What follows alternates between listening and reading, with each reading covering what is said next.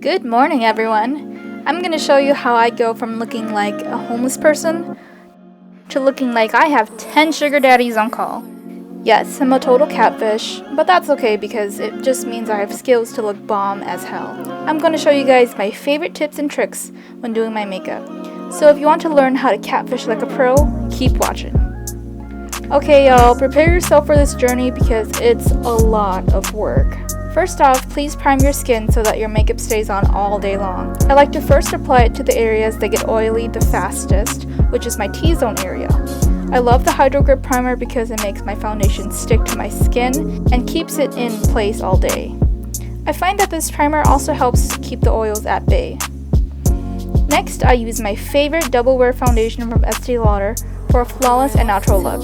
This is a medium to full coverage foundation and it dries down matte. If you don't like that matte look, I wouldn't recommend using this product. This foundation lasts all day and also controls my oils really well. I start off by painting the foundation onto my cheeks and then moving on to the other areas of my face. Since I don't want to look cakey, I use a wet beauty blender to blend it into my skin before it dries down. This also makes the foundation application thinner so that we don't have a thick layer of foundation sitting on our skin. I also use less foundation around the T-zone area because it can get really oily around there and a thick layer of foundation can make it look really cakey. For my highlight, my holy grail highlighting concealer is the Tarte Shape Tape. I learned this technique from TikTok that if you highlight the inner corners and the outer edge of the eye like so, it can really bring a lift to your face.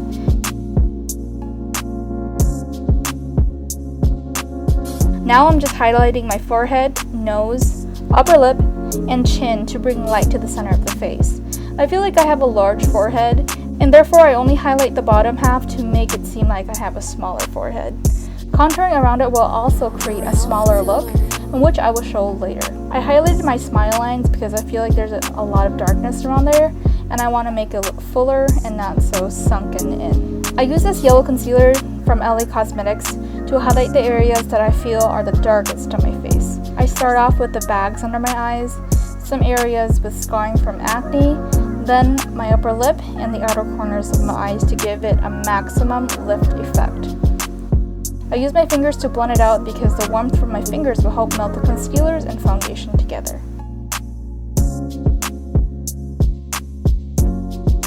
Start to bake under your eyes for an extremely highlighted look.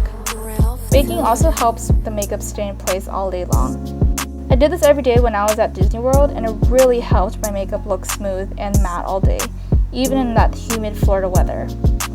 For my T-zone areas, I don't necessarily bake in those areas because I press the powder into my skin to set that makeup. I'm just pressing the powder in my T-zone area into my pores so that the powder can soak up the oils generated throughout the day. I'm also brushing off the excess in the areas that do not get that oily so that it doesn't look cakey. The main thing is to not look cakey. So as for baking, I'm going to work on my brows. Using a Kill Brow from Clio, I'm going to trace out the shape of my eyebrow that I want. This product has an angled tip that helps me create a natural look and also a straighter brow look. I'm not following the natural hairs on the tails of my brows because they're way too arched and I feel like it doesn't look that great on my face. I feel like a straighter brow makes me look younger and it gives me a lifted eyebrow look. For the inner corners, I like to use the ABG brow pencil to make hair-like strokes and also darken the bald spots on my eyebrows. Using a concealer or foundation, take a small brush to clean up the edges of the brows. I try to make them as symmetrical as possible, but most of the time, that's not the case. A trick that I like to use is to take a selfie and then compare the brows together. The selfie on the iPhone is inverted after it's taken, and it also shows a flat image of yourself, which can help you pick out the unevenness of your face. So for important photo shoots or events, I will take a selfie, then fix my brows, and do it over and over again until it looks really good. I saw that a surgeon on Instagram also used this technique when doing a breast reconstruction to get a better view of its unevenness. Okay, now it's time to brush the bake off. So for under the eyes, take a brush and sweep the powder off. Do not swirl because it can pick up the foundation underneath, and do not pat it into the skin because it can make it look cakey and you don't want to look like a cake. You want the under eye to look as smooth as possible, And since that skin is very thin, if you press the powder in, it will look cakey. Also, take a beauty blender to press the leftover powder into the T-zone area to collect the oils. We're not finished with the brows. The last step is to use a brow gel. I love this Charlotte Tilbury one because it has such a small brush and it coats each strand of my thin eyebrow hairs. You may think that this step is unnecessary, but it really elevates the look of my brows since it defines the hairs and actually makes it look fuller. I do my best to brush the hairs upwards to make it look fluffy since my brows are already so thin and sparse. Okay, moving on to contour. For contour, I like to use 2 shades. Going in with the Bahama Mama, I'm going to use a fluffy contouring brush and start at the hollows of my cheeks. I'm brushing in circular motions, starting from the sides of my face towards the center, so that most of the product will be diffused inwards towards the center of the face. And also notice where I'm holding the brush, it's at the end of the brush. This will allow for a better application and also so that you don't put too much product into one area. Tap off the excess before applying because it can really look muddy if you place too much product in one area. To make my forehead look smaller, I'm going to place the color around the top of my forehead so that it draws attention away from that area.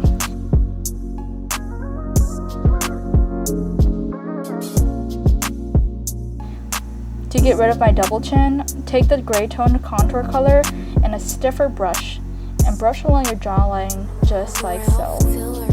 My double chin is most prominent in the center, so I center my contour around that area the most. I also don't like how my face can protrude at the bottom corners, so I'm just placing the darker contour color around those areas to draw attention away from it and hide it in the shadows. Now I'm going in with whatever's left on my brush to define my cheeks and forehead contour. The contour looks dark now, but when the makeup is finished, it'll all come together.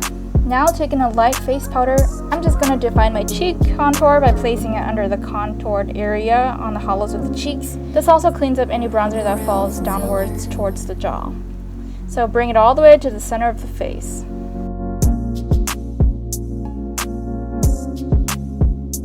Contouring my nose is probably my favorite part. So I just grab a thin brush and grab some of that gray contour color, then start to lightly brush it on the sides of your nose upwards towards your brow bone. It doesn't have to be perfect because we will clean it up later with a lighter powder. Start lightly and then continue building up the product on your nose until it looks as thin as you want. Then I like to place some shadows under my nose to make it look like it's more pointed upwards. Next, grab another thin brush and use a light face powder to clean up the edges of the nose. You don't want a thick contour line on your nose because then it'll look more obvious that your nose isn't really that thin. This will also help blend it out.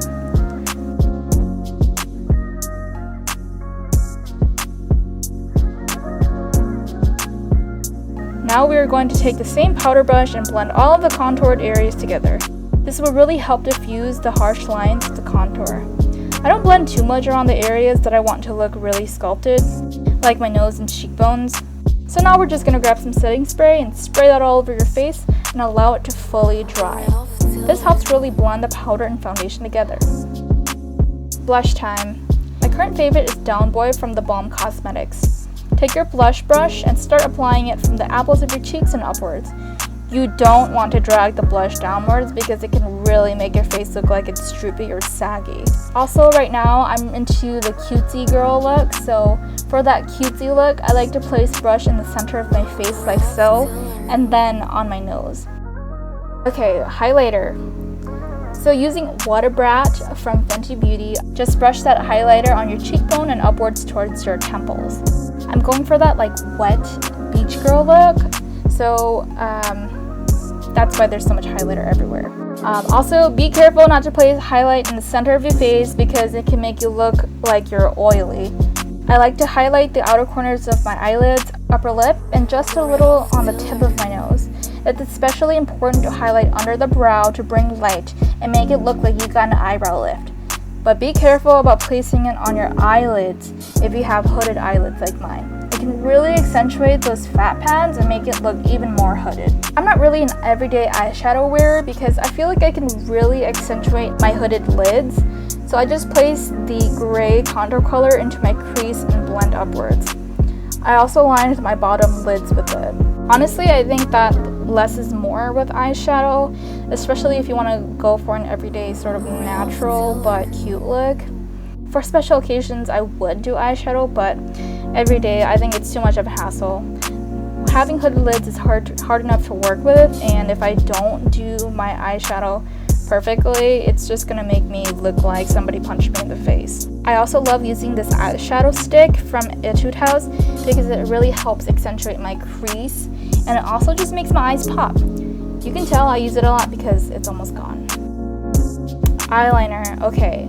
Using the champagne color eyeliner from Cutesy, I'm going to line the bottom inner half of my eyelids and inner corners to bring light there and create that cute little eye bag look, like that, see?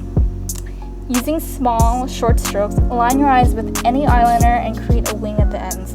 I feel like the wings create a cat eye look and it really extends my eyes, which also creates the appearance of larger looking eyes. Sometimes trying to make a continuous line with the eyeliner can make it more difficult to line your eyes evenly.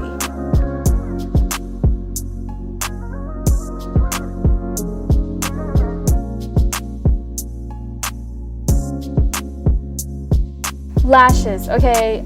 False eyelashes are my best friend and they really change up your look and really open up your eyes. It's really important to choose the right eyelashes for your eye shape because it can make or break your look. Since I have hooded eyelids, I like lashes that are long, wispy, and have some separation between the long hairs. Lashes that are too heavy for my eyes or that are too long can really emphasize the fat pads of my upper eyelids and make it look like I don't have a crease. Okay, so a lot of people forget to do this, but make sure you line the base of your lashes to ensure that the glue isn't showing through. Lining the lash will make the look more cohesive so that you don't look like you've got a shiny band on your lids.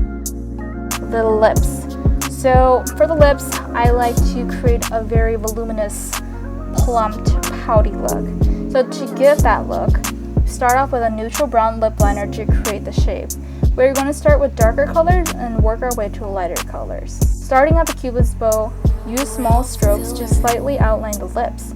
My lips are uneven, so I use the lip liner to even out the lip shape. We want to concentrate on making the center of the top and bottom lip bigger so that your lips would look more pouty. Now grab your favorite nude lipstick and apply it to the center of your lips and use your finger to blend it with the lip liner. This is important, but don't put the lipstick over the lip liner entirely because you will lose the definition of the lip liner. Next, add a lighter color to the center and slightly dab. Then take a small concealer brush and clean up the edges as well as the sides of the lips. Remember, we want the volume to be concentrated in the center of the lips for a pouty lip, and highlighting the sides of the lips also helps create this illusion.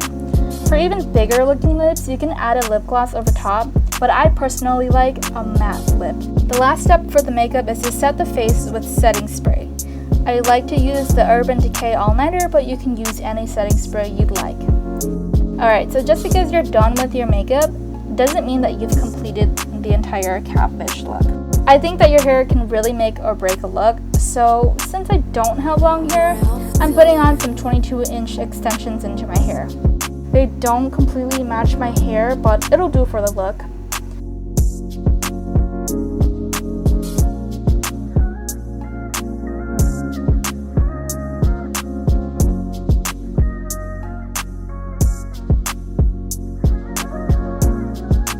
I like to curl my hair with my extensions to make it blend better and more realistic. Leaving my hair straight is a dead giveaway that I have fake hair in my head.